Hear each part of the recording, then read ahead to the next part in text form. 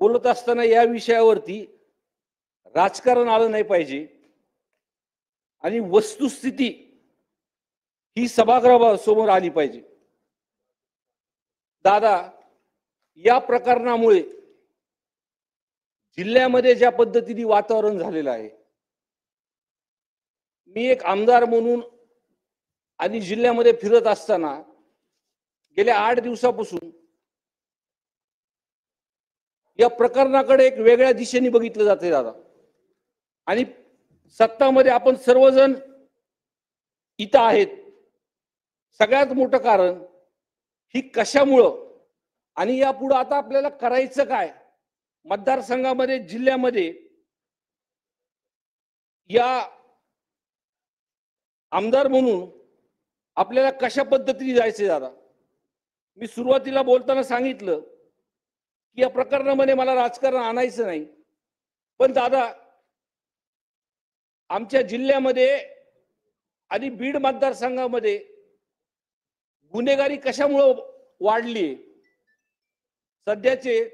आता सध्यामध्ये बीड मतदारसंघामध्ये कनेक्टिव्हिटी वाढली, रस्ते आलेत, रेल्वे सुद्धा आता लवकर चालू होणार आहे, आमच्याकडे इंडस्ट्री नाहीये दादा, आणि त्यामुळं या गुन्हेगारीकडे जिचा उल्लेख सभागृहामध्ये जिल्ह्याच्या बाकीच्या आमदारांनी सुद्धा केला।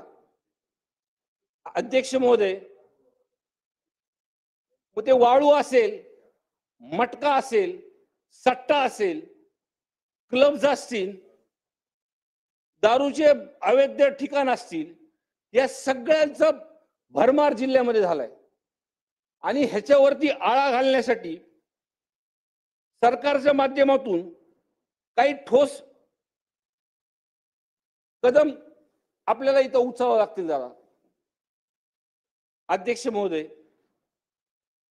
मी जातीचा जो विषय बोललो, उपमुख्यमंत्री साहेब, की आता परिस्थिती अशी झाली आमच्या जिल्ह्यामध्ये की 2 समाज आमच्याकडे जास्त, एक मराठा आणि वंजारा समाज। आणि जर या विषयामध्ये आपण जर प्रामाणिकपणे लक्ष जर घातलं नाही तर अध्यक्ष महोदय, तर परिस्थिती अशी आहे की साधे साधे व्यापारी एखादी गोष्ट घेत असताना समाज बघितलं जातं। देसाई साहेब, एखादा अधिकारी आमच्या जिल्ह्यामध्ये आला, त्याचं नावापेक्षा त्याचं आडनाव काय हे बघितलं जातं। आमचा जिल्हा हा पुरोगामी जिल्हा आहे, हा महाराष्ट्र हा पुरोगामी विचाराचा महाराष्ट्र आहे। अध्यक्ष महोदय, आमचा जिल्हा खरंच खूप चांगला आहे। हे जातीपातीचं जे राजकारण भोवलं जातं किंवा भूगोलं जातं अध्यक्ष महोदय, तर माझं उदाहरण जर म्हणलं तर माझ्या जातीचे लोक अध्यक्ष महोदय सुयाच्या टाचणीच्या टोका एवढे सुद्धा मतदारसंघामध्ये नाहीयेत, तरी सुद्धा बीड मतदारसंघाने दुसऱ्यांदा मला आमदार म्हणून निवडून दिला अध्यक्ष महोदय। पण ही जी काही घटना झाली आणि वस्तुस्थिती मी जिल्ह्यामध्ये फिरताना बघतो अध्यक्ष महोदय, दादा, शाळेमध्ये एखाद्याची शाळा एखाद्या समाजाची जर असली, मी त्याचा उल्लेख केला की मराठा आणि वंजारा समाज, त्या शाळेमध्ये तो विद्यार्थी जर एखाद्या मराठा समाजाच्या शाळेमध्ये वंजारी समाजाचा विद्यार्थी जर असला तर अक्षरशः तिथून ऍडमिशन काढून घ्यायची प्रकार या काही दिवसामध्ये सभापती महोदय चालू आहे। कालच्या घटनेने जो काही क्रम सांगितला, ज्या पद्धतीने घटना घडली, 6, 9 आणि 11 तारीख दादा, 6 तारखेला विंडमिल मध्ये भांडणं झाली। हा सगळा प्रकार जो आहे हे विंडमिलच्या रॅकेटमुळे चालू झाला आणि चालू झाल्यानंतर 6 तारखेला तिथं काहीतरी भांडणं झाली आणि ती भांडणं झाल्यानंतर संतोष देशमुख तिकडचा एक वॉचमन आणि विंडमिलचा अधिकारी शिंदे म्हणून पोलीस स्टेशनला कंप्लेन करण्यासाठी तिथे गेले सभापती महोदय, अध्यक्ष महोदय. आणि तिथं पोलीस स्टेशन मध्ये त्यांची नोंद व्यवस्थितपणे घेतली नाही, सिरियसली घेतली नाही. एक साधी एनसी दाखल केली. त्या प्रकरणाचे व्हिडिओ सुद्धा व्हायरल झाले. आणि 9 तारखेला, फक्त 6 तारखेला ऍक्शन घेतली नाही म्हणून 9 तारखेला हा गंभीर गुन्हा, संतोष देशमुखची हत्या झाली. सगळ्यात महत्वाचा अध्यक्ष महोदय, की जेव्हा संतोष देशमुखला त्या गाडीतून 2 गाड्या अडवून उचलून त्याला घेऊन गेले, त्याचा सहकारी एक त्याच्या सोबत होता. आणि तो जेव्हा पोलीस स्टेशन मध्ये जाऊन वारंवार सांगत होता की सरपंचांना घेऊन गेलेला आहे, त्यांचा जीव धोक्यात आहे. पण दादा, पोलीस स्टेशन मध्ये कोणतीही ऍक्शन तिथं घेतली नाही. 2-3 तासानंतर जी काय आहे, म्हणजे डायरेक्ट त्यांचं मर्डर झाल्यानंतरच, आणि एकदम क्रूरपणे सभापती महोदय, अध्यक्ष महोदय, हा विषय झालेला आहे. आणि जसं सुरुवातीला मी बोललो की ह्याच्यामध्ये मला राजकारण आणायचं नाही. गुन्हेगार कोणताही असला, या प्रवृत्ती विरुद्ध मी आज इथं बोलत आहे.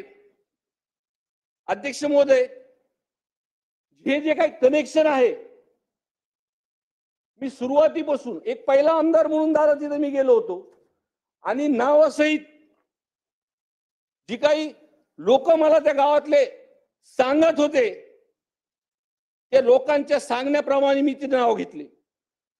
आणि त्या माणसाचं नाव मी काय आता बोलणार नाही. त्या माणसाचं नाव वाल्मिक कराड आहे अध्यक्ष महोदय.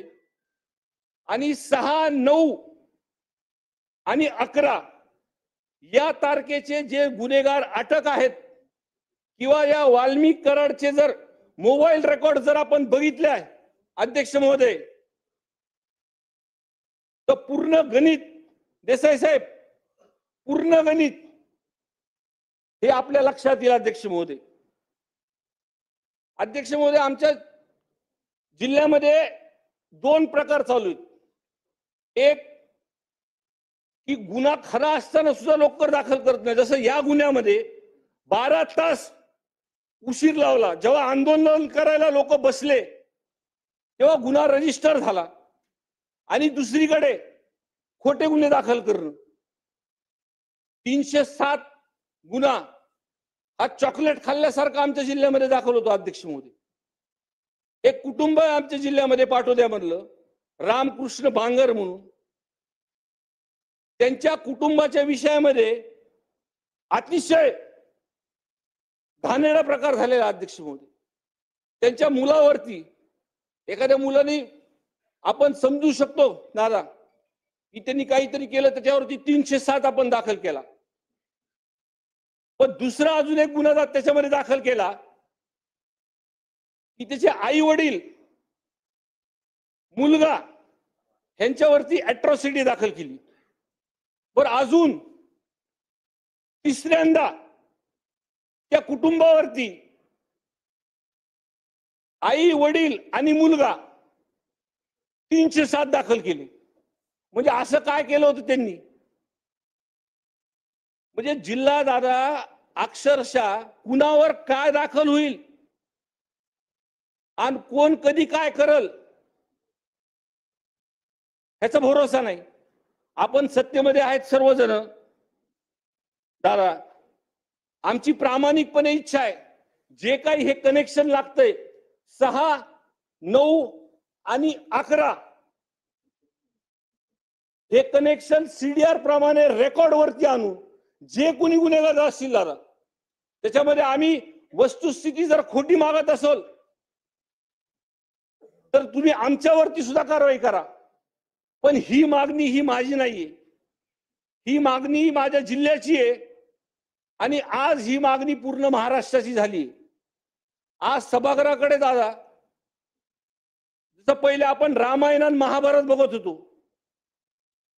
आणि रामायण आणि महाभारत लागल्यानंतर शुकशुकाट असायचा, टीव्हीकडे समोर लोक बसायचे, त्या पद्धतीने अध्यक्ष महोदय आज सोशल मीडियाचा काळ आहे, पण ह्या सभागृहामध्ये जो हा गंभीर विषय संतोष देशमुखांचा झालेला आहे, आज काय सत्ताधारी निर्णय करणार आहेत त्याच्याकडे पूर्ण महाराष्ट्राचं लक्ष आहे अध्यक्ष महोदय.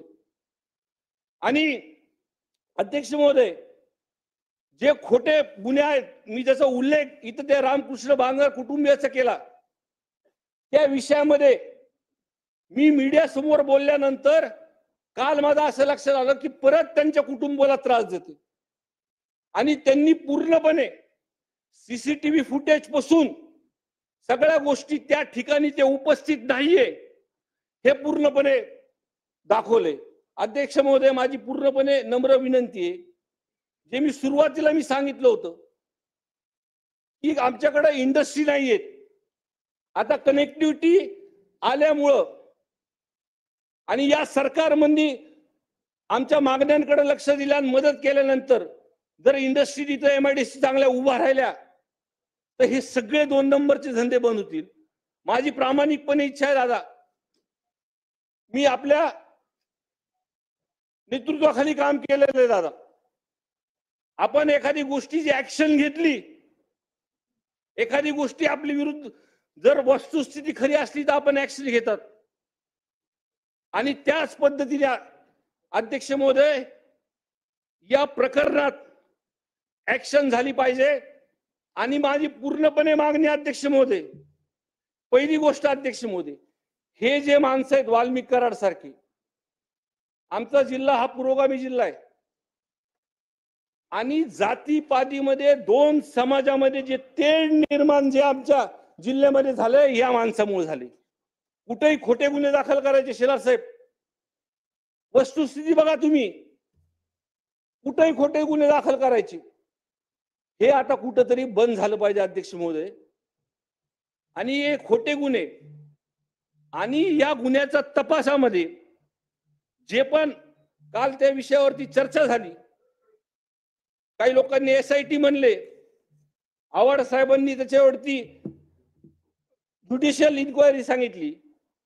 माझी इच्छा आहे अध्यक्ष महोदय की या प्रकरणात ज्युडिशियल इन्क्वायरी लावा आणि माझी अजून एक सरकारला दादांना एक आमदार म्हणून सूचना आहे की हे लोक जोपर्यंत अटक होणार नाहीत, एक तर पहिला त्याच्यावरती खंडणीचा गुन्हा दाखल आहे, खंडणीचा गुन्हा दाखल आहे तरी तो अटक नाही. दुसरी माझी मागणी आहे अध्यक्ष महोदय की तो 302 जो झालेला आहे त्या 302 मध्ये मेन मास्टर माइंड हा माणूस आहे, म्हणून 302 मध्ये कट कारस्थान म्हणून ह्याचं नाव 302 मध्ये आलं पाहिजे. ह्याला अटक अधिवेशन संपल्याच्या आधी झाली पाहिजे. कारण का अध्यक्ष महोदय, हे लोक केस तोडण्यामध्ये बाकीच्या काय गोष्टी करण्यामध्ये हे लोक माहिर आहेत, त्यांना अटक झाली पाहिजे. आणि अध्यक्ष महोदय, ही केस अंडर ट्रायल चालली पाहिजे अध्यक्ष महोदय, आणि ज्युडिशियल इन्क्वायरी लावून लवकरात लवकर निकाल काढून फास्ट ट्रॅक वरती जो सरपंच अध्यक्ष महोदय, खरी परिस्थिती त्या गावात गेल्यानंतर दादा मी बघितली, पहिला आमदार म्हणून त्या गावामध्ये गेलो होतो. तिथं गावाच्या लोकांसोबत बसताना जेव्हा ते फोटो व्हायरल झाले नव्हते दादा त्या विषयीचे अध्यक्ष महोदय, आणि ते फोटो बघितल्यानंतर चांगल्यांची टाळकं सर्कल असा विषय होता अध्यक्ष महोदय. आणि ते गाव इतकं शेलार साहेब असं गुपचूप बसलं होतं, म्हणजे एकीकडे भीती होती आणि एकीकडे मनात रोष होता त्यांच्या. त्यांना उघडपणे बोलल्यानंतर त्यांची मानसिकता अशी झाली होती की त्यांनी मला शेलार साहेब असं सांगितलं की आम्हाला जर न्याय भेटला नाही तर आम्ही पोलीस स्टेशन जाऊन टाकू म्हणले. मी मला असं करू नका, हा विषय आपण सभागृहात मांडणार आहेत आणि त्या पद्धतीने काल मांडण्यात आला. आणि जर ह्या वाल्मिक कराडला दादा अटक जर झाली नाही तर अधिवेशन संपल्यानंतर म्हणजे जिल्ह्यामध्ये काय परिस्थिती होईल आणि लोक रस्त्यावर उतरायची तयारी करतात रे अध्यक्ष महोदय. कायदा आणि सुव्यवस्थेचा ही सांभाळणं अवघड होऊन जाईल अध्यक्ष महोदय. आणि माझी एक प्रामाणिकपणे मागणी आहे, त्या कुटुंबावरती अन्याय झाला अध्यक्ष महोदय. त्या सरकारच्या माध्यमातून कशी त्यांच्या कुटुंबाला मदत करता येईल हा पण एक विषय आपण बघा अध्यक्ष महोदय. परभणीचा पण जो काही विषय आंबेडकरी विचाराचा युवक ज्या पद्धतीने त्यांची हत्या झाली अध्यक्ष महोदय, त्या विषयामध्ये पण गंभीर तपास करा. आणि माझी कळकळून आणि हात जोडून विनंती आहे सरकारला, आपण पवार साहेब काल आपण भाजपचे असून सुद्धा आमच्याबद्दल मत मांडलं आणि मुख्यमंत्री साहेबांनी सुद्धा ज्या पहिल्या अधिवेशनामध्ये सांगितलं होतं की विरोधी बाकावरती आम्ही ऐकून घेऊ, त्या पद्धतीने आपण सर्वांनी आमचं ऐकून घेतलं. आपण सर्वांनी सुद्धा आम्हाला साथ दिली. पण या प्रकरणात आम्हाला न्याय द्या एवढीच आपल्या सर्वांना हात जोडून विनंती करतो आणि मला बोलायला संधी दिली म्हणून आपले आभार मानतो अध्यक्ष.